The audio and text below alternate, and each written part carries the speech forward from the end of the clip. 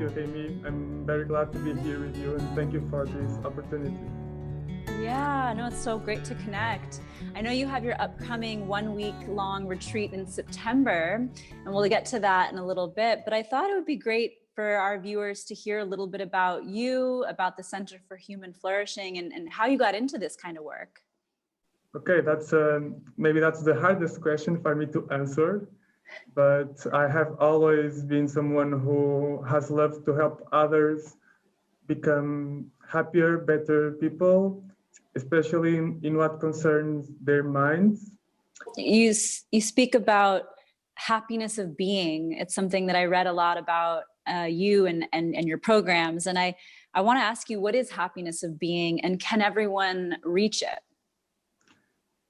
So this is probably the most core question to CEB, which CEB is about emotional balance, but it's not just emotional balance. Our main goal, our main aspiration is to cultivate this happiness of being and to use emotion as a path for transformation and to support this aspiration. And so when we speak of happiness, I think we as a culture are used and trained to look for happiness outside, so in the external world. And no one can deny the importance of external things in our happiness, but this is to a certain point. This is to a point where our basic needs are met, and if we are lucky, we can even have a little of comfort. But we just don't stop there, do we? We don't stop there, because even when that happens, and most of us are lucky to be born into a world where that is mostly guaranteed, but we just don't stop there. We feel something lacking, we feel a void, and we don't give it a second thought. We think that, oh, if there's something lacking, if I feel a void, then I must need more. I must need more of what's out there. I must need more money. I must need a better car, a new TV set, a new game to play, more pleasure, more friends, more social recognition. And this never stops because we are not really feeling that void. We think that it will feel, but it won't. And it just goes on and on. Psychologists call it the hedonic treadmill. So you can run as fast as you want, you'll never leave the place. And we can see that it just go after the next thing, and it never satisfies us. And we continue doing this, maybe destroying the environment around us, maybe hurting others that are in the way of what we want to, without ourselves even getting happier. I think it highlights the need for us to cultivate a healthy mind, not just looking for external solutions to our problems as, the magic pill, so to speak. Yes, yeah. We have nowadays a culture of distraction. So we have everything to distract ourselves from our inner void, from television series and movies to games to social media. We just cannot stay quiet for a while. We just cannot stay quiet for a while. So there are very interesting studies that compare the salary, the median salary of people across the years and their medium happiness. And the happiness is stable while the salary goes increasing. So, and on the other side, you see that rates of depression and anxiety are accelerating very, very much. So we can see that maybe if we stop for a while and think about it, maybe happiness, this inner happiness comes from inside. It's not going to be found somewhere out there. And I think everybody knows that it's not about what comes from outside. So we can be miserable, as Alan Wallace, one of the founders of CEB, likes to say, we can be miserable all by ourselves without any help from outside. It's an inside job. So we can be sitting in a room with no stimuli at all, with nothing to do, and be completely miserable. We can do that, and it's an inside job. And I think not all, but some people also know that we can also be sitting in a room with nothing to do, no stimuli from outside, and be profoundly happy. So what's happening? It's this happiness that comes from our way of being. And this is the happiness of being. Aristotle called it the eudaimonia. Eudaimonia comes from the Greek eu, good, and daimon, which is spirit. So the happiness of having a good spirit. And when we try to investigate this happiness, we find that it is based on three primary things, and they are ethics, wisdom, and a mind that is yielding and pliant with a stable and vivid awareness and attention. And so ethics is the foundation of genuine happiness, because happiness is just a feeling by itself. If it's not associated with value, it's just a feeling and it's never going to be fulfilling.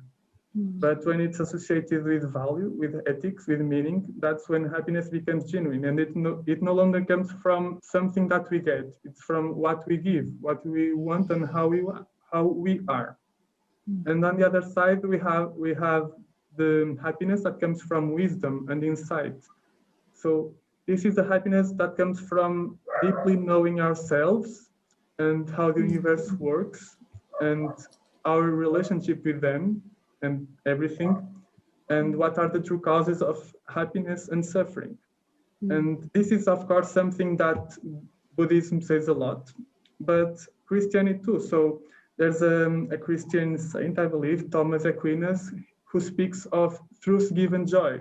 So the joy from knowing the truth.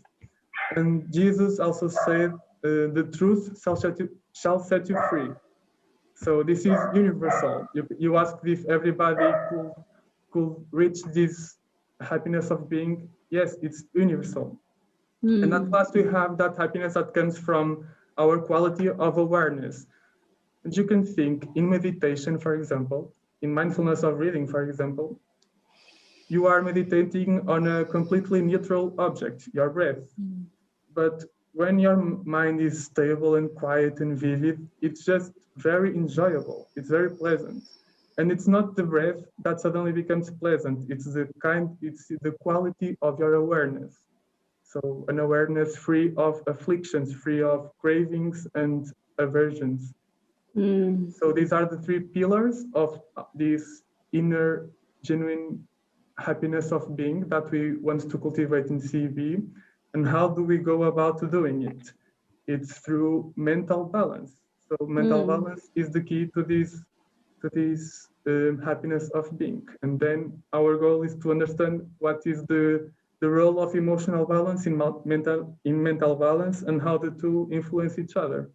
It's going to say, so when you ask if it's at the reach of everyone, I would change the word the reach, because it makes us think about conquering, about something that we're going to get from outside, and more that it can be cultivated by everyone. So it's the difference from the hunter-gatherer mode, where we go hunting after an animal, to the farmer. So we are taking care of the land, tilling the land, and planting the seeds to make the results grow. So that's the difference. And yes, everybody can cultivate it. And I believe that it's actually the inner nature of everybody, and we just have to clean up all the mess that is over it.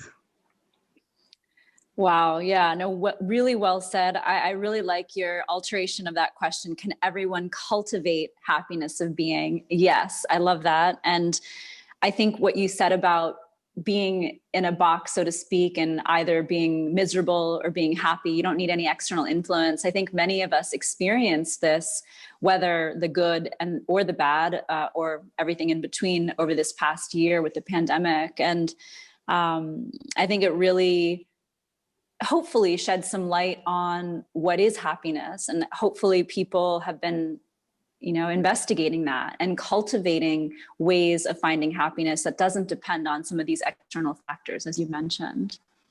Yeah. How do we make emotions work in our favor, and how does your program help us find meaning with emotions and not just get distracted or find them to be keeping us from happiness? So emotions are everywhere in our lives. They make us think, do, speak a lot of what we do. And sometimes they do help us, and other times they don't. And they can even hinder us, they can hurt us or others or our goals and aspirations.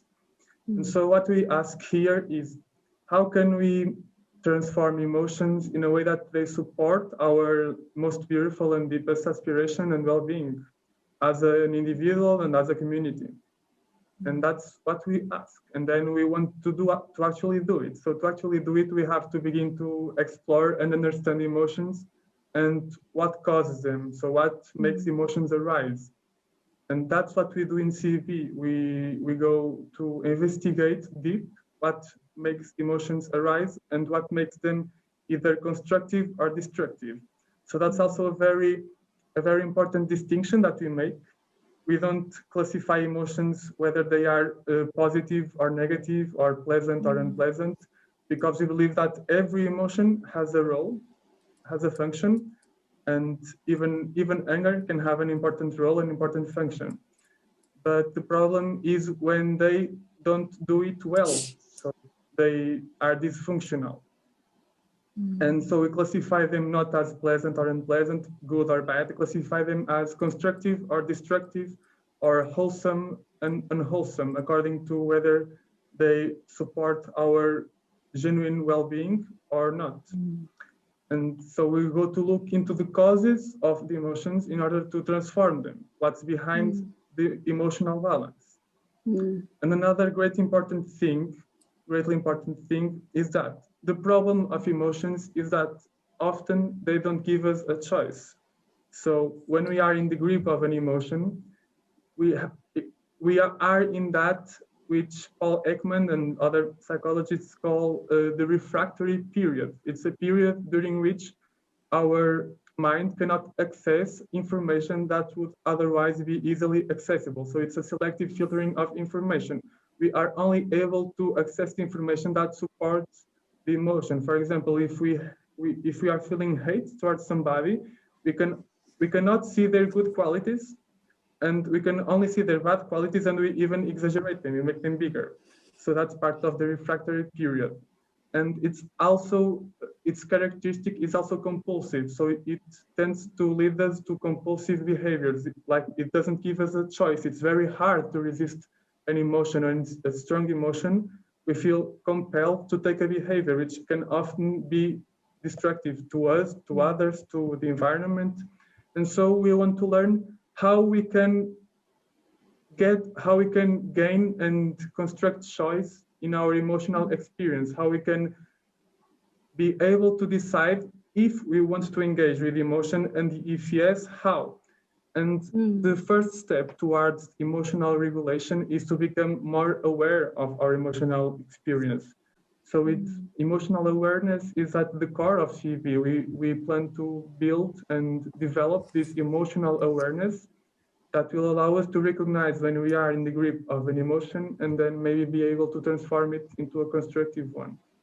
There's certainly times where being gripped by emotion. And I was just thinking when you were saying, I don't know that when I'm in it, that I'm thinking about whether this is wholesome or a helpful emotion or a destructive emotion. We're just gripped by it. But I think what you said about being aware of that is the first step. And so how do people become aware of their emotions? What are some of the tools that you teach and that you lead people through?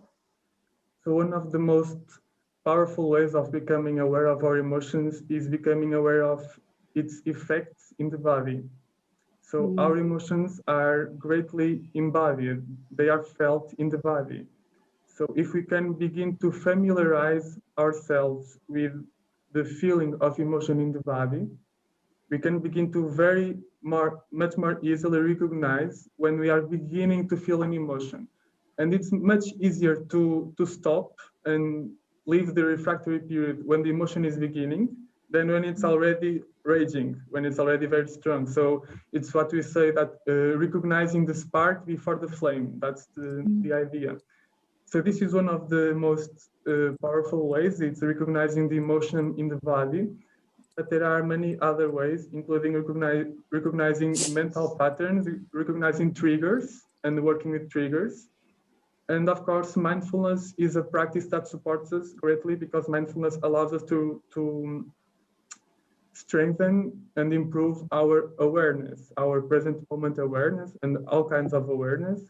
And so if we are more able to, during our daily lives, to be more present, more aware of what's going on, both in our minds and in our bodies, then we'll be much more able to recognize the beginning of emotions and transform them.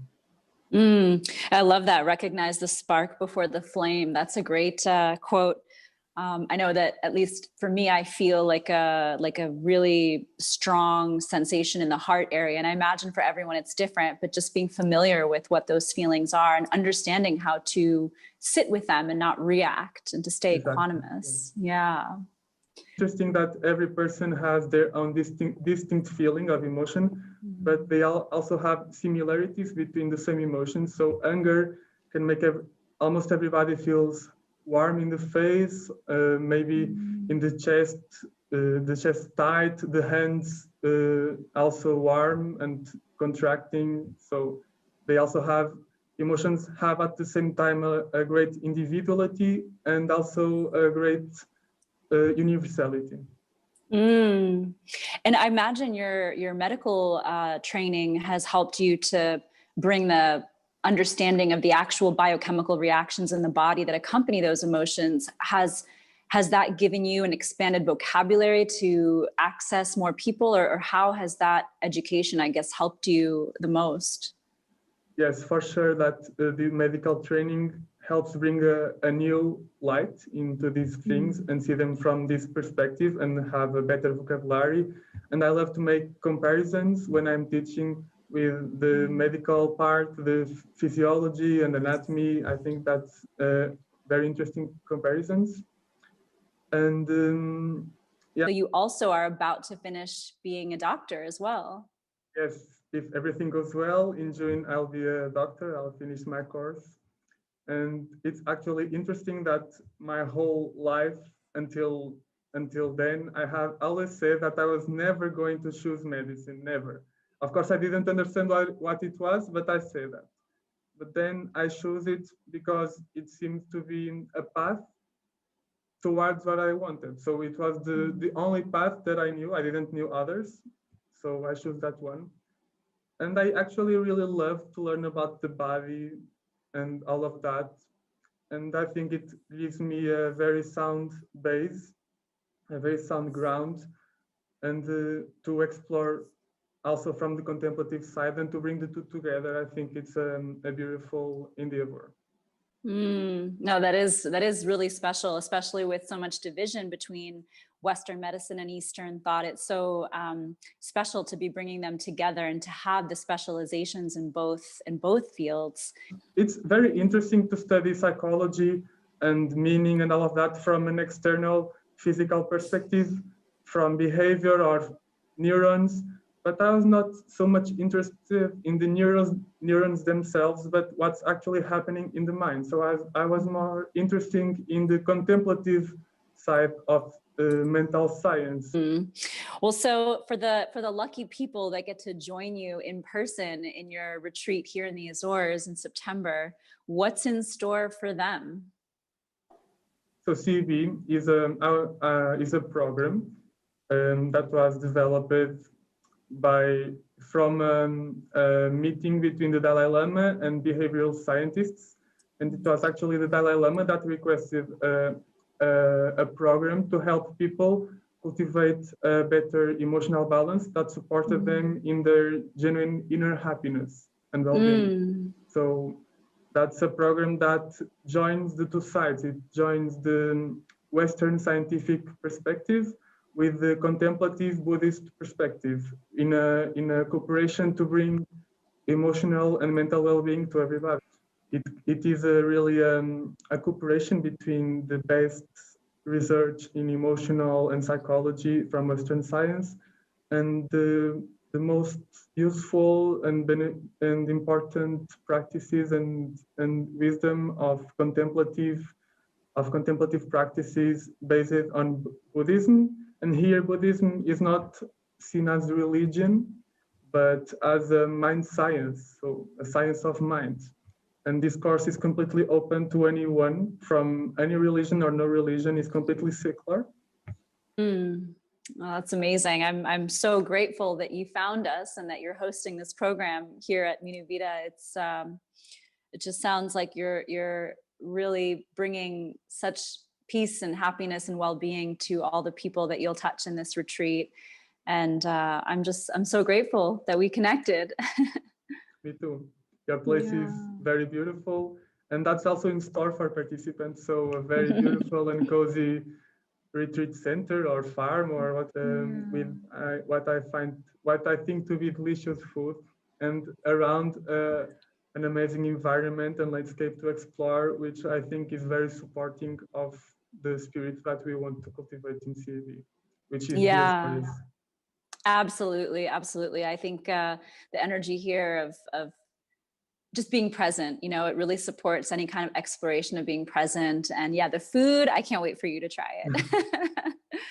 Well, I am so grateful for your time today, Filipe. Thank you so much. And we'll include links to your retreat in this post. But again, please follow Filipe and his incredible work, the Center for Human Flourishing. You can find him on Instagram and Facebook, as well as his website.